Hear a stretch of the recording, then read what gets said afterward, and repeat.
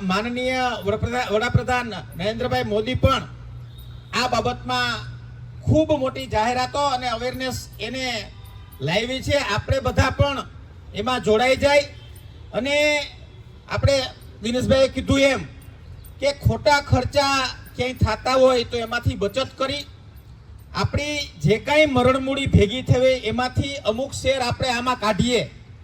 કોઈનો પગાર ઊંચો હોય તો એ એમ નક્કી કરે કે વર્ષમાં એક પગાર આપું. આ લોકોએ જે ટેલ કરી છે એમાં આપણે બધા અલગ અલગ રીતથી ઉપયોગી થઈ શકીએ. ધારો કે ગીરગંગા પરિવારમાં પેઇડ માણસો રાખ્યા હોય 15-20, તો મારા જેવા કેપેબલ હોય તો એમ કહે કે ભાઈ એક વ્યક્તિનો દર મહિને પગાર હું આપીશ. કોઈ એમ કે આખો પગાર 20,000 થાય છે એ ન આપી શકી તો 5,000-5,000ના 4 મિત્રો ભેગા કરવાના. 4 મિત્રો થઈને 20,000 આપે. એવી જ રીતથી મોટા ઇન્ડસ્ટ્રીયલિસ્ટોએ તો 50-50 લાખનું દાન આપ્યું છે. કોઈ ઇન્ડસ્ટ્રીયલિસ્ટો 3-4 ભેગા થઈને હિટાચી લઈ દે છે, કોઈ જેસીબી લઈ દે, કોઈ ટ્રેક્ટર લઈ દે, કોઈ પાવડો લઈ દે. કોઈની કેપેસિટી આર્થિક ન હોય તો આમાં આપણા સમયનું પણ દાન આપી શકીએ. ઘણા વડીલો અત્યારે ગીરગંગા પરિવાર ચેકડેમને ઊંડા અને એના પાડા ઊંચા કરવા જાય છે ત્યારે 24 કલાક એની સાથે રહીએ છે. અને આપણે સૌ સાથે મળીને આ કામ કરશું તો મને લાગે છે કે આપણે સૌરાષ્ટ્રમાંથી બહાર ફરવા નહીં જવું પડે. આપણે ઉનાળામાં જ્યાં ફરવા જાય છે ને ત્યાં ગ્રીનરી અને પાણી ખડખડ જાતું હોય ને ત્યાં આપણને મજા આવે છે.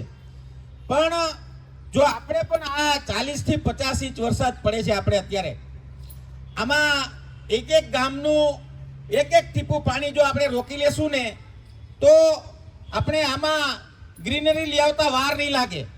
બીજું, ઔદ્યોગિક ક્રાંતિના કારણે જમીનના તળ બગડ્યા છે. ખેતીમાં પણ આપણે પેસ્ટિસાઇડ ખૂબ નાખીએ છીએ, એના કારણે પણ જમીન બગડી છે. એના બધાય વસ્તુના એક જ ઉપાય તરીકે પાણી એક વિકલ્પ છે. જો આપણે પાણીને રોકી લેશું તો નેચરલ પાણીનું તળ ઊંચું આવશે અને આપણા તમામ સોલ્યુશનનો એક જ જવાબ આવશે. એટલે આપણે સૌ જ્યારે આ લોકો તન મન ધનથી 24 કલાક કામે લાગ્યા છે ત્યારે આપણી અનુકૂળતાનો સમય, આપણી અનુકૂળતા પ્રમાણે બચત કરેલા પૈસા અને આપણી પાસે પૈસા ન હોય તો કોઈ પણ સમાજ સેવક હોય કે ઉદ્યોગપતિ હોય, વેપારી હોય, એ 5 જણાને આપણે આંગળી ચીંધવાની કે આ કામ સારું છે, આમાં પૈસા આપશો તો પાણી બચાવીને આપણે સૌ સધર થઈશું.